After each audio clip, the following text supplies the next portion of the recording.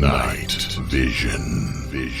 Following clues left by our ancestors, we unbury the past to reveal a knowledge of unfathomable value, putting us just a little closer to our own true birthrights. From the secret history of a possible bloodline of Jesus Christ, the secret history of America's founders, to the secret history of extraterrestrial interaction on our planet, here to bring light to the night. Your host for Night Vision Radio, Renee Barnett.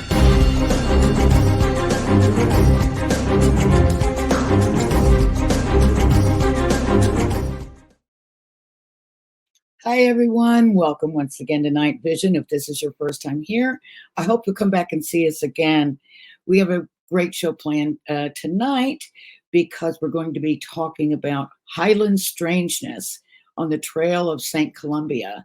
And this is something I'm interested in hearing about myself, having some Scottish roots, but also knowing very little about the subject of St. Columbia. So I'm really keen to find out what's going on. Before I introduce my cohort or my co-host, I would like to give a shout out to my Other Side of Heaven group. You know who you are. Can't wait to see you, and we will be getting together on Easter. So see you soon, guys. All right. Without further ado, I'm adding historian James Martin. Hi, everyone. I'm so glad you could join us again. I know you've been doing lots and lots of writing and research and all that good stuff. And I've only heard about a little bit of it. So this is going to be new information for me as well. So I'm excited. Yeah, it's been a very busy year so far. So lots of travels, including just got back from Scotland with lots of plans, really, to visit various places. But as usually happens when you're going to places of intrigue and historical interest, the sites tend to invite you. So oddly enough, ended up on the trail of St. Columba, and not by choice, really. When heading up to Scotland, had lots of more Neolithic sites to visit, and instead ended up mistakenly, I should say, on this very bizarre, interesting, stunning trail of Columba himself. So can you just explain who is St. Columba? Is it Columbia or Columba? Columba. Okay, I got it wrong right off the bat then. Well, Columbia, it all really sort of means the same. So Columba means, when translated, dove of the church. His name is Columcille, or at least that's his name as we know it. He was likely born with the name of Crimthan, which means fox or the deceitful one in Irish. And that should give you a rough idea as to where it is that he hails from. He's said to have been born of royal blood in 521 CE or AD, whatever term you want, in a place called Gartan. Now, the records show that Gartan was in a place called Scotia. But at this period in time, there's no such thing as Scotland. The Scots are actually inhabiting the north of Ireland.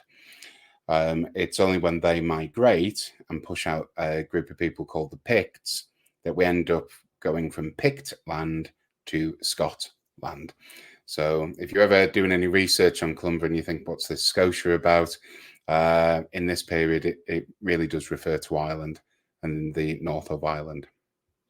And so when I know a lot of people, migrated or moved about to the area that we now know as Scotland. Is Did Scotia become Scotland, or was it in a different area? Well, Scotia ends up really, well, as I say, becoming Ireland. The Romans knew Ireland as Hibernia, the hidden place, the place that hibernates, really. Mhm. But there's this great movement of people in what we call the Dark Ages, 6th century, where the Picts pushed out of what we call Scotland today. They pushed down into what is then Britonia or Britain, occupied by the Britons. So if you're familiar with the Arthurian legend, Arthur, King of the Britons, these are people who speak a language called Brittonic or Cumbric. And that language is still spoken today in Wales, a little bit in Cumbria, Cornwall, Brittany and Galicia in northern Spain. So the Britons were quite a extensive group. But there's this churn, and what we find is as the Picts are sort of moving south into what we call England today, the Anglo-Saxons. The interesting people that had the tattoos and the pictures all over their bodies. Yeah, the painted people is literally what the Picts mean. But yeah, you've got the Anglo-Saxons then pushing in, and so the Britons end up being squashed, and then they move into Wales. So there's this huge churn in this period. So it does get confusing, getting the right names and things like this. And I suppose when I'm, if I do reference the word Britons, please don't think of the island of Great Britain. We're talking about the language. But yes, and Columba actually finds himself in my upcoming book, Order of Magnitude.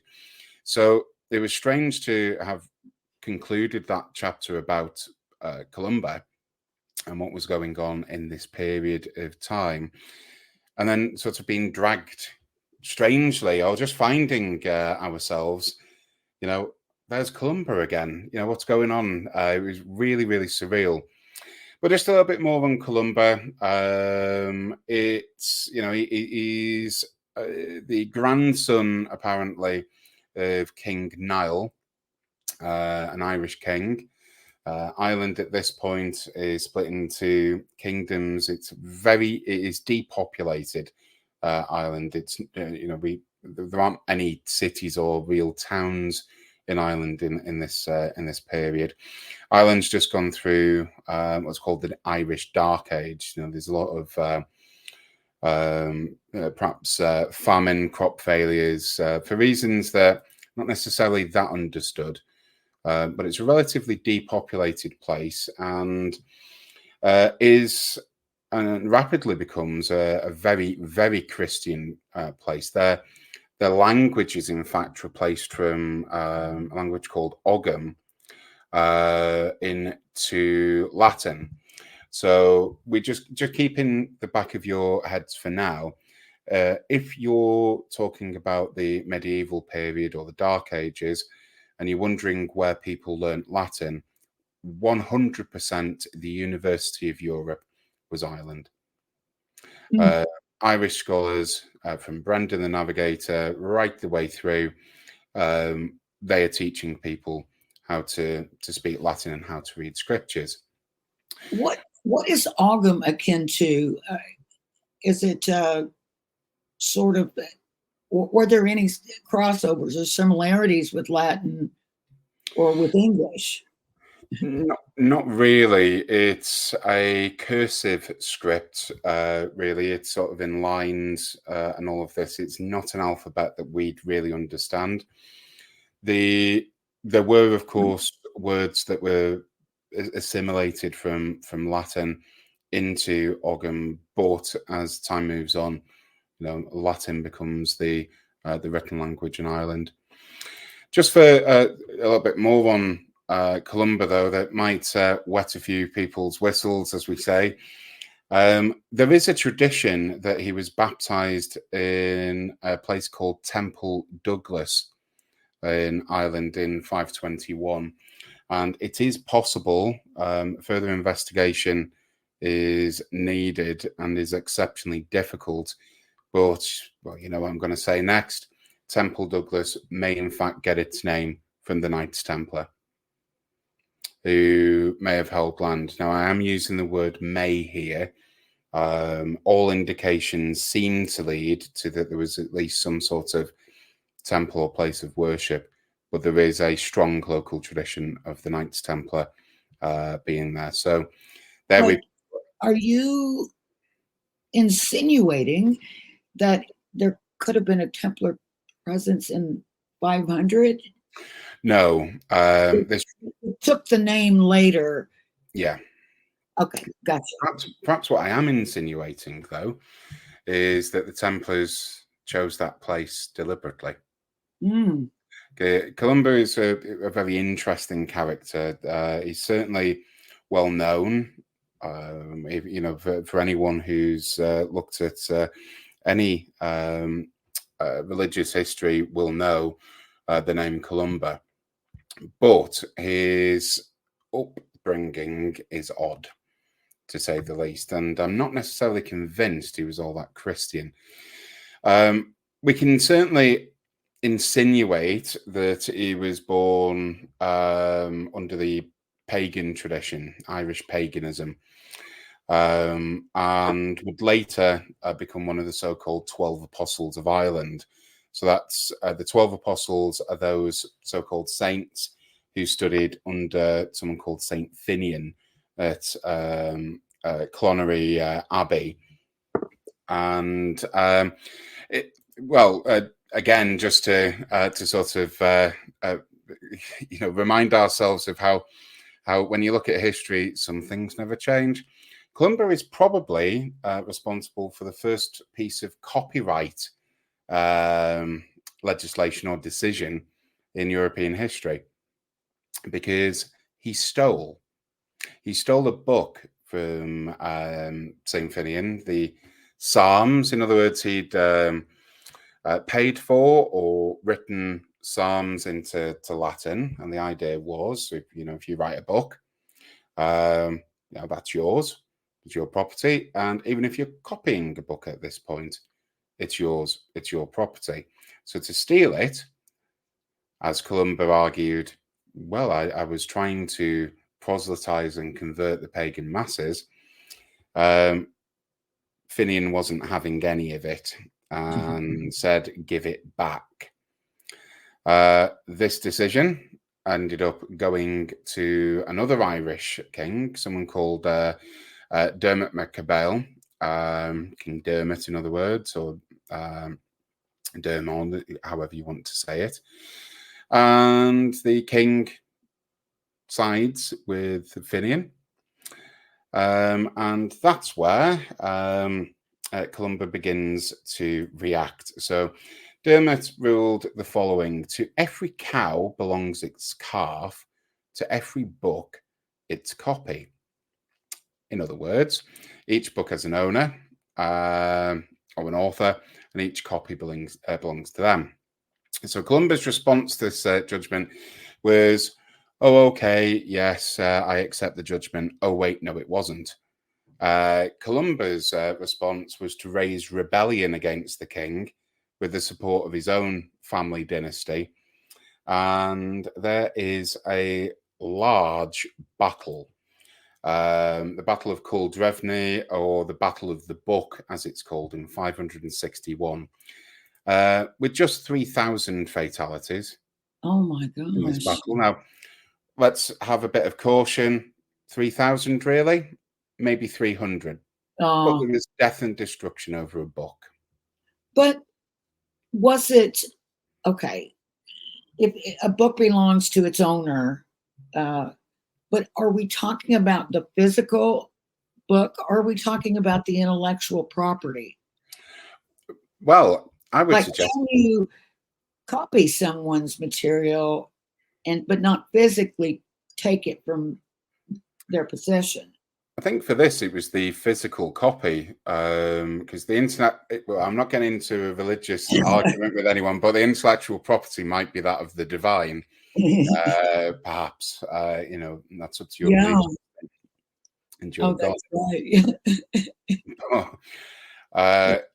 Yeah, so there's this battle, and Columba goes to confess, and again, in his confession, he later is instructed that he should leave Ireland, never to return, and never to set eyes on Ireland until the same number of people who had died had been converted over in Pict land, or Scotland as we say today. I just want to draw a parallel, though, to something else that might have just been missed. Columba goes to battle, which means that if we just do a bit of a Templar overview, it might be argued that Columba, like the later Templars would be, was in fact the first monk at arms. Warrior monk, yeah. Warrior monk, indeed. So, there might be some reasons why some places that Columba ended up, there is at least a local tradition of the Knights Templar being in the area as well. But again, more speculation than, I suppose, historical facts. But yeah, so in the May of 563, Columba at this point is 42 years old. He set sail with 12 followers. And again, let's just look at this. We've already got the 12 sort of saint apostles, the 12 saints of Ireland, 12 followers. I'm not a student of a particular book, but I do know that the number 12 crops up quite a lot. Were the 12, or is this again a biblical message? And all of this, who knows? But we'll just stick with the story. So he ends up on this proselytizing mission to Pictland. Now, he lands at a place called Dinavity on the Kintyre Peninsula. But, we've got some pictures to show. We can, pictures, we can show these perhaps a little later. But this is at the tip of the Kintyre Peninsula. If you want to have a look on a map, you'll be able to see. When you're there, though, you can still see Ireland. In fact, you can, Ireland is exceptionally close.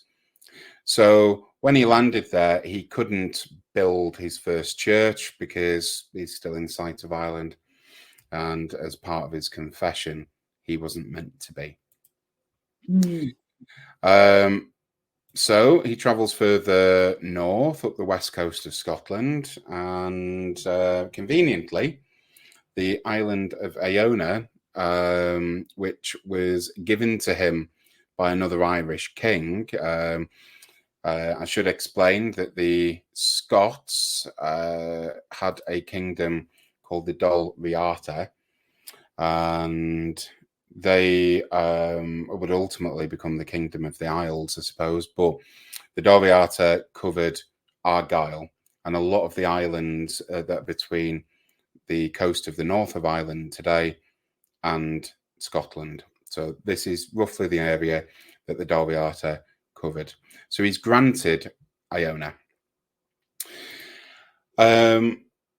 With this in mind, you can still see Ireland from Iona. However, the centre point of the very small island is quite a large cliff, quite a large hill, which obscures the view of Ireland. So it is said he builds his chapel there because he can't see Ireland, and of course he's in Scotland.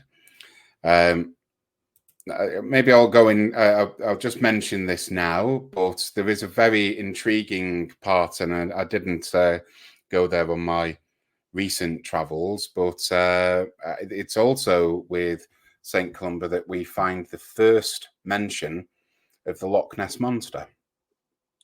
Whoa. And I never thought I'd be saying this, but yes, he battled a serpent on the River Ness, and there's no mistaking which river that is. And in fact, in medieval texts, there are plenty of imagery that shows how he slaughtered this monster at Loch Ness. So, did he, or was he perhaps replicating an earlier saint called Patrick, a Cumbrian saint, who I think we've all, we're all familiar with St. Patrick's Day, aren't we? And the killing of the serpent, and maybe there's a bit of metaphor and imagery there. But yeah, Loch Ness, Columba, first mention. That is very interesting. I've got to look up some of those images to see how they depicted that monster, that serpent. We've always got somebody slaying a dragon or a serpent or a monster of some kind. Is that just symbolic, or were there really monsters? Well, if you want me to expand a little bit on it, I can do. I do. I am interested for sure, and I think many people are interested in those legends of Loch Ness and other monsters.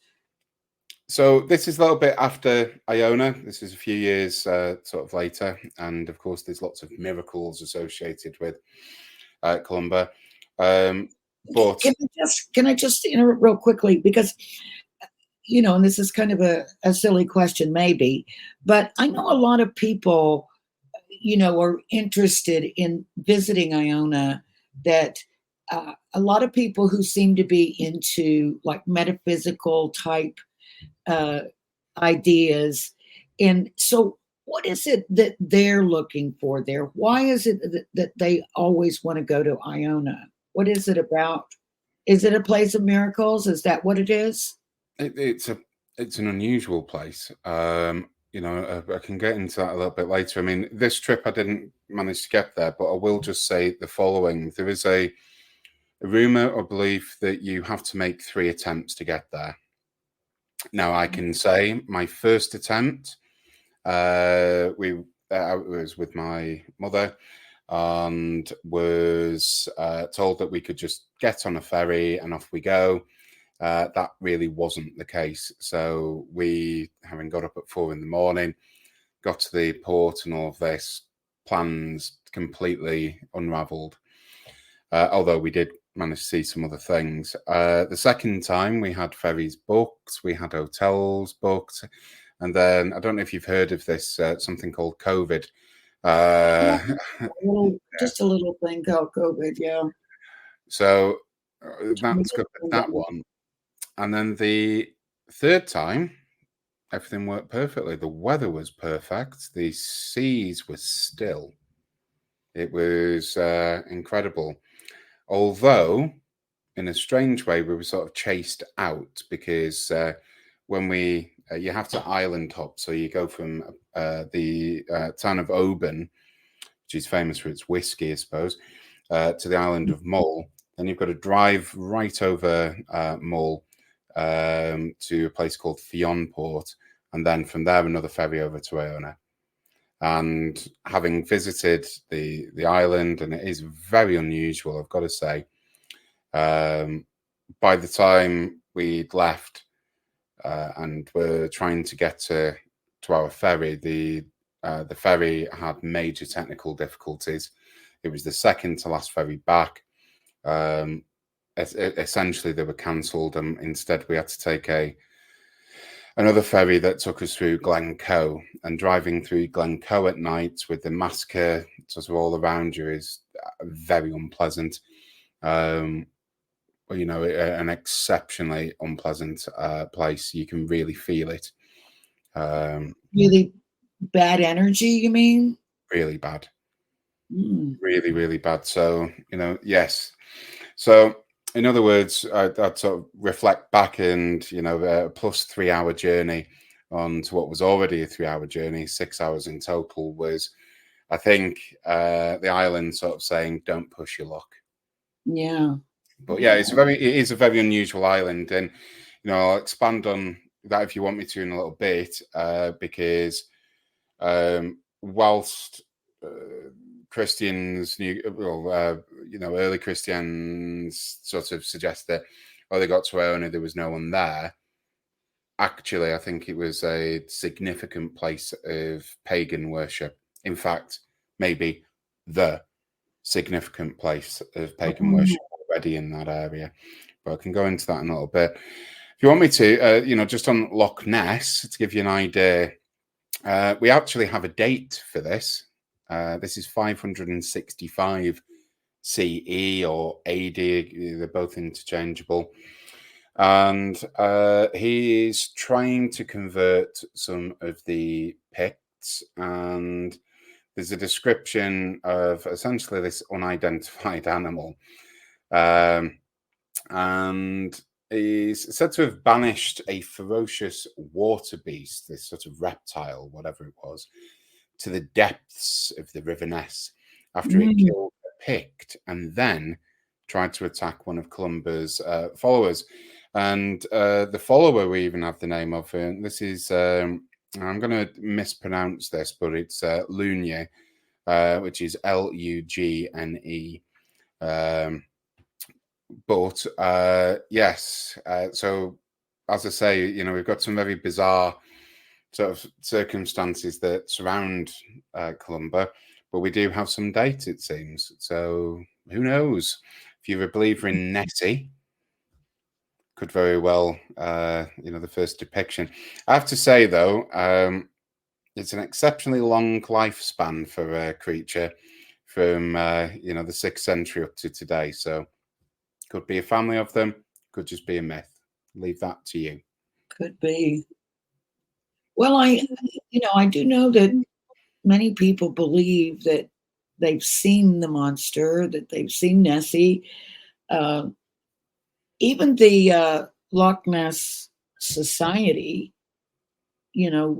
holds out that it could be true. Unfortunately, I was aware. I didn't know we were going to be talking about Nessie, or I would have found the footage. But I know someone who actually tried to fake the Loch Ness monster and was found out and exposed. And it happened to be the same person that faked some things in a film that I made. But I do have a copy of the film that he took, but he was caught. He was caught out. They found him out. And then that's why he changed his name and then resurfaced as the name we knew him by. But anyhow, just a side note. Lots of fakers out there. Yeah, unfortunately. But as for Columba, so he lands at the Kintyre Peninsula, and there we were on a trip. Just really for me, I wanted to see Ireland up close and personal from the closest part. Between the island of Great Britain and the island of Ireland. And oddly enough, we get there and we've got caves. And, this is the cave of Columba. What's more intriguing, so this was inhabited, by the way, and this cave was inhabited up until the 1900s. There were census reports of families who lived there, so it's continually inhabited. And it just to put this into some context, it is, February, late March, just for those listening, get a later date, and it is bitter cold. As soon as we went into the cave, it was quite comfortable. And there were different chambers, and there was all of this. Now, what else got my... Only because it blocked the wind, or did the temperature seem to be... Stable. Quite comfortable. I mean, yes, there was no wind at all. It was quite a pleasant temperature. ignoring all of the bat droppings and all the rest of it on the floor, I'm sure with a bit of sweeping and DIY, it would have been quite pleasant. And especially if you've just been banished from a country and you're trying to find somewhere to sort of have a bit of an overnight or maybe a few months where you're in essentially enemy territory, and perhaps not everyone is going to be that welcome to your Christian beliefs, shall we say. What else intrigued me, though, is something that I have been looking at for some time, which is the origin of the sword in the stone. So part of the Arthurian legend. And it's not really a legend. I mentioned just a moment ago the kingdom of the Dalriata. And it was quite a large maritime kingdom. And at various places, they had sort of hill forts in which a carving of a foot would be made at a promontory, and a new king would place their foot within the carving and would pull out a sword from a crack within the rock, and they would solidify. They were literally monarch of all they survey. They became king of the area. And there seems to be a bit of a procession of this. So you've got a fort called Dunad, which is, again, you can see for quite a distance, Dunavity and some of these other places. So it really does seem that it was not just, you didn't do this at one spot, you did it at several to confirm that you're in charge. And the idea of the sword in the stone is, of course, iron is contained within the rocks. So literally the iron to make the sword comes from the stone. So where Columbus Cave was, it was then intriguing to find some carvings of a foot just above. So he probably knew about this tradition, I would suggest. So I think we've got a picture of my big foot stood in there. Don't worry, I'm not a king of Dalriata now, but I think this is. That's it. Yeah. Oh, so that's why your foot is in the picture. It is. I wondered. Okay, so what if your foot didn't fit? Well, I guess you didn't become king. Okay, so what we're looking at is we're looking at this stone, a rugged kind of a stone, and apparently it's got a footprint in it, and James has got his foot stuck in there, and he's proclaimed himself king of all that he surveys. So, yeah, you to be king. It felt magical, I should say. Yeah. So that was really, really interesting for me, at least. That here was another one of these sort of old traditions and all of this. There's also a nearby chapel dedicated to Columba, and this is where things got a little bit odd because, again, I wasn't expecting any of this.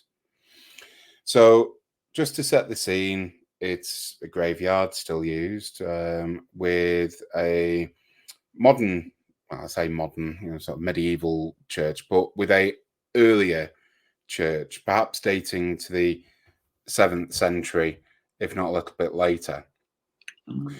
And one of the things that was odd about this is it was severely overgrown. The only way in was through a 3-foot door. Now, I'm just going to preface this and say there is zero chance that anyone even back then was 3 foot. So some things happened to the floor level. Now, I have done some research on this chapel, and it's not understood when or even how. But on the inside of the chapel is where, well, is where more unusual things were found. So I think I'm not sure, but I think there's an image of a sort of sword on the a slab on the floor. I don't know if you managed to get that, Renee. It doesn't really matter if not. But is it in the inside interior picture or outside? Inside. Oh, sorry, it's outside. Pardon me. But I could put one up, but it may be the wrong one. That's okay. We can always have a chat about that. That's exactly the one. All right. So imagine a chapel. The roof is clearly collapsed, but you have the walls still erected. And here we find, in a very traditionally Templar way, so when the Templars were, when they passed, one of the traditions was that they would die in poverty as they should have lived. Their sword would be placed upon a stone and carving around the outside of the stone would be made, and that sword is then redistributed within the order to another knight. That's the idea. Swords are very expensive to produce back then. You know, they are the sort of, I don't know, the tank or the automatic weapon of today. So the last thing I expected to see inside the ruins was then this.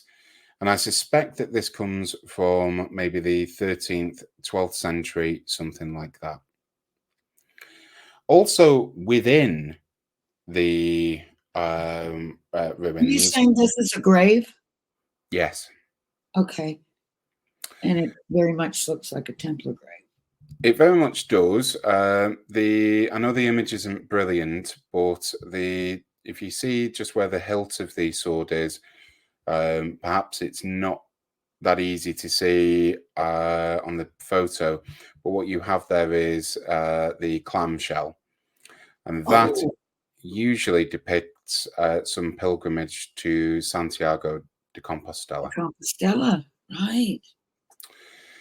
So. Yes, there was that, and then you can imagine. I'm 6'5", trying to get into a 3 foot. I'm having to.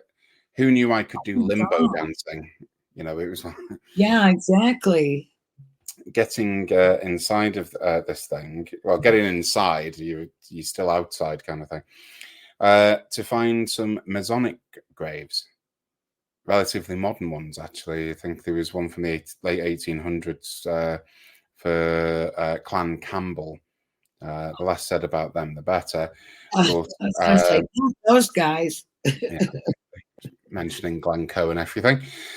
So that was intriguing. And then, just as we're thinking, okay, this couldn't get more bizarre, there's then, speaking of Clan Campbell, a massacre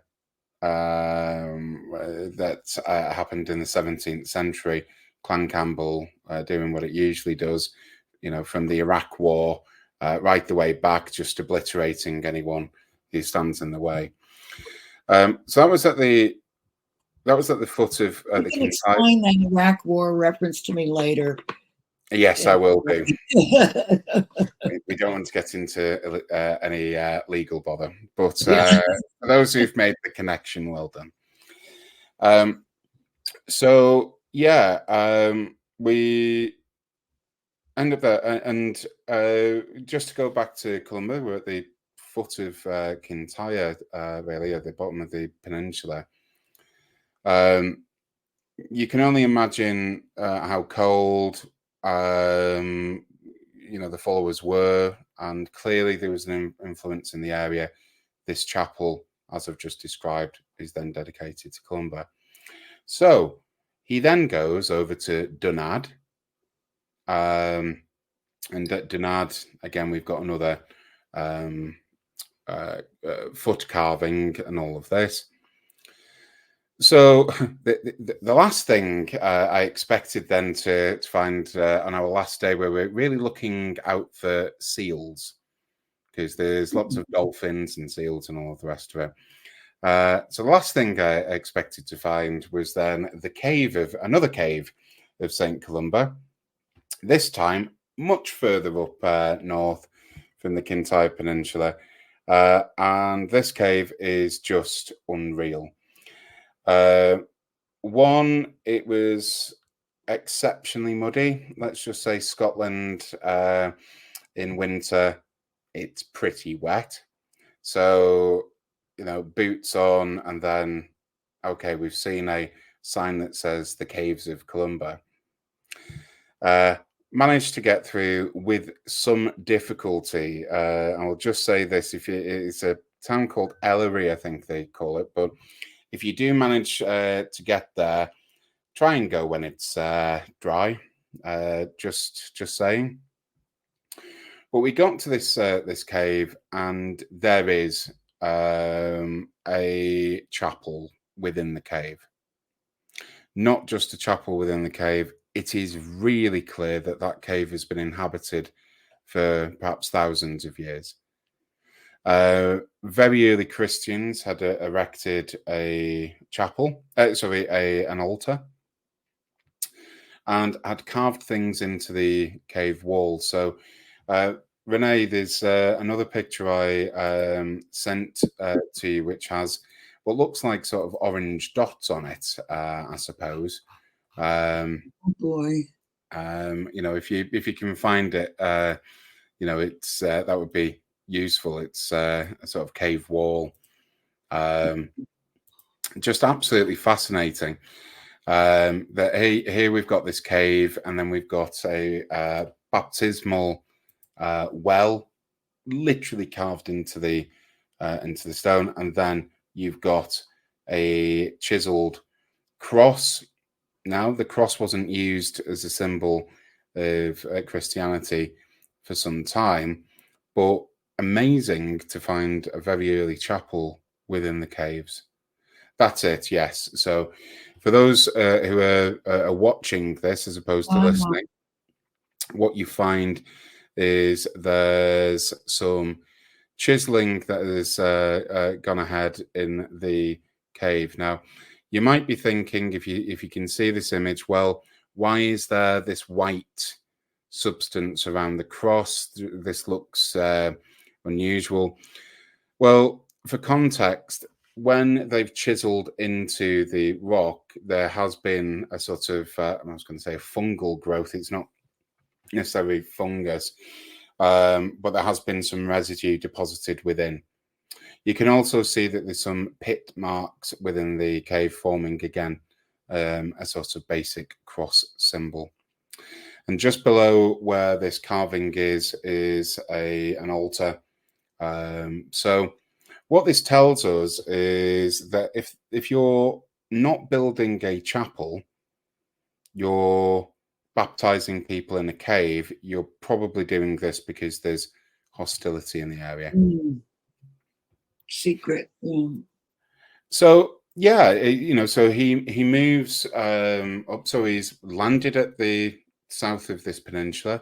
He's moved up and keeps moving up, presumably over a few years before ending up at Iona. And it's at Iona that I think I'm just looking at the time. Wow, it's flown by, but that I'd just like for us to dwell.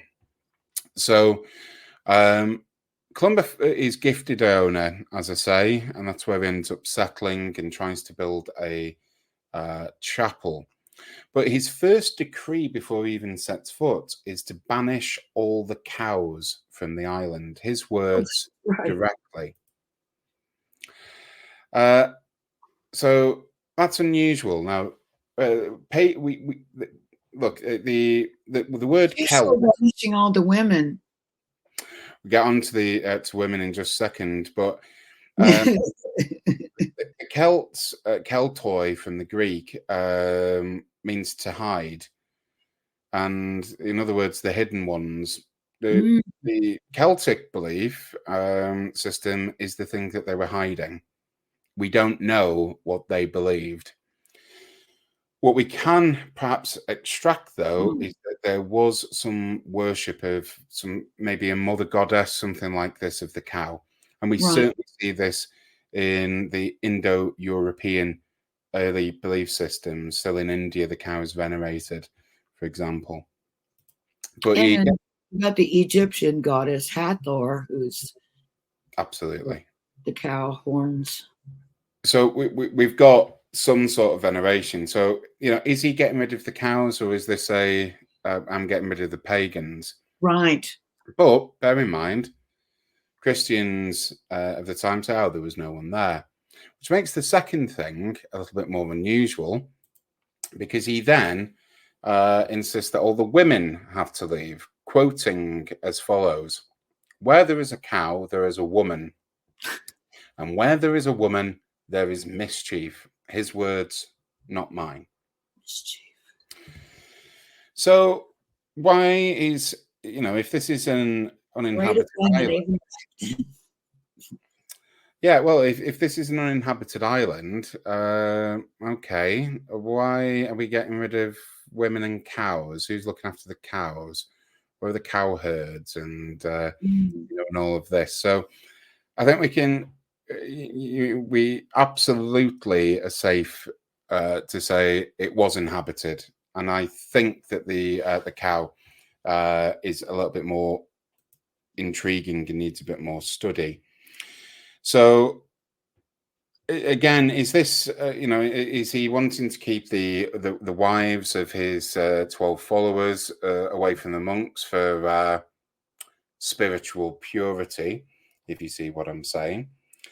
But it's certain that the builders of the first abbey at Iona were instructed to leave their wives and any daughters on an island that's called Island Namban, or Island Namban, which translates to Woman's Island. So anyway, it's odd. Now let's just look at the cow. It could be. I was going to suggest that maybe the whole getting rid of the cows and the getting rid of the women was symbolic of getting rid of the pagan religion and the homage to the feminine. And Yes. maybe they didn't really get rid of the women. They just got rid of the idea of a divine element. But maybe they did really get rid of the women if there was an island that they relegated everyone to. You took the words right out of my mouth. That's exactly where, if I were to stake a claim, I would suggest that's exactly what it is. I don't think there's an actual movement. I mean, there could have been, an actual movement of pagan inhabitants on that island. Right. But I really do think it's the sort of pre-Christian mother goddess, the matriarchal nature of belief that we can assume anyway from the archaeological record, and he is expelling the old to usher Yeah. in the new. They And sort of have their own little council of Nicaea going on there, yeah, deciding who's who and what's what. now I tend to think that it might indicate that Iona was the center for pagan religious activity, and it might be that's the reason why Iona was chosen. If you get rid of the center, build on top, and we've seen this across Europe, all churches before the 13th century were built on previous temples, be it Roman or whatever. I should say cathedrals, not churches, but most churches were as well. Why would it be different for him? And I think he's building on the central point. It's kind of interesting that nearby, on the Isle of Mull, there's that depiction of Jesus and a pregnant Mary Magdalene. And I know it's a modern creation, but it's sort of like almost like we're still here, they're putting the woman back in, or maybe there's something pagan rooted there in that image, I wonder. Well, I'll follow up with something. Let me just preface this by saying the earliest I can find a reference this is from the 18th century. So this might mean it's a modern invention. Yeah. But claims were made that the original name for Iona was Innis nan Drinech. In other words, the island of the Druidic hermits. Ooh. Now, I just said Georgian, I should say Victorian. Now, it could be, this is just, a bit of license used by the, sort of Regency and Victorian period, sort of historians. But, again, another unusual thing around Columba is once he'd banished the cows, he then banished the frogs and the snakes. And again, is this, when you look at the serpent, the serpent of knowledge, or at least earthen knowledge, is the expulsion of the serpent, same with Nessie, actually removing the notion of rebirth and ancient wisdom, gnosis. So it's odd, and it gets worse. One of his followers is called Oren, or Odran, or Othran, but we're going to stick with Oren. And he also comes from Ireland, although some have claimed he actually came from Britain. And he was a descendant of Cynalgal Ban, who was the first Irish nobleman to be converted by the Cumbrian St. Patrick, who was born in Ravenglass in Cumbria, allegedly. And he becomes an abbot in Meath and accompanies Columba on this trail from Kintyre right the way up to Iona. And this is where stories begin. That every night as they're building the first chapel, each morning the foundations had collapsed. And then they'd repair and rebuild, and again every night the walls had collapsed, and all of this, until one night Columba receives a message. He has a dream. However he gets this message, we're not too sure.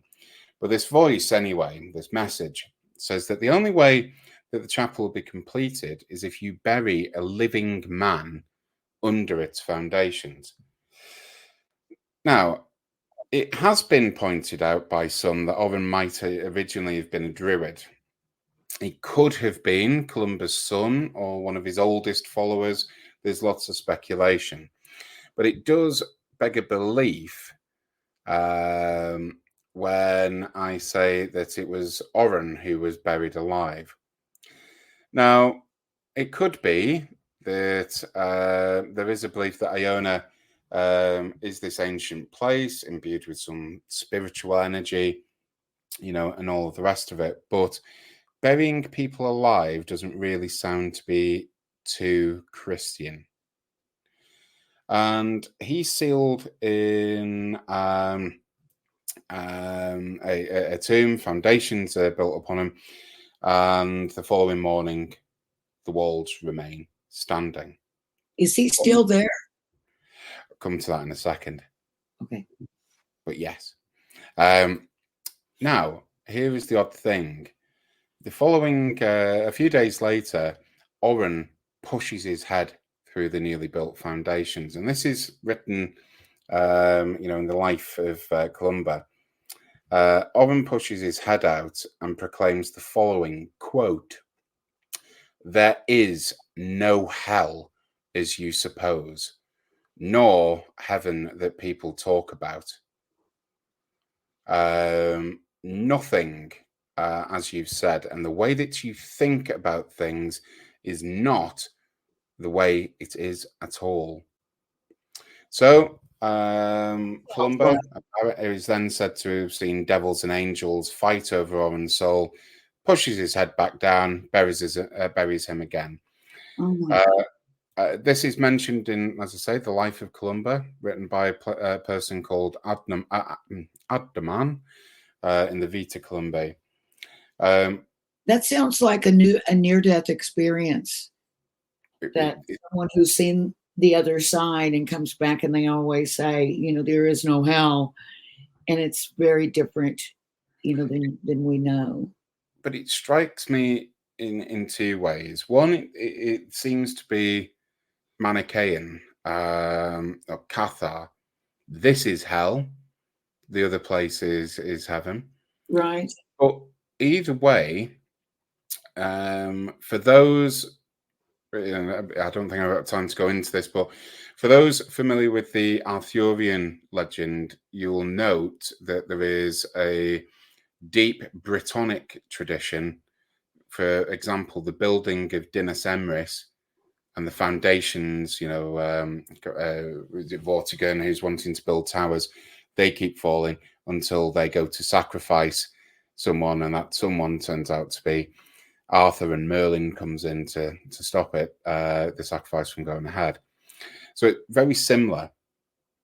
Point being, certainly not Christian. And so to conclude with your first question, people have suggested that this place has a strange energy. You better believe it. The oldest part wasn't Columba's chapel. That doesn't survive. Oren has the last laugh. The oldest part of anything on Iona is the graveyard. Wow. And it's called Oren's graveyard. And there we have it. And we're all out of time. That is so amazing. Thank you for that. I learned some new stuff today. That's always brilliant.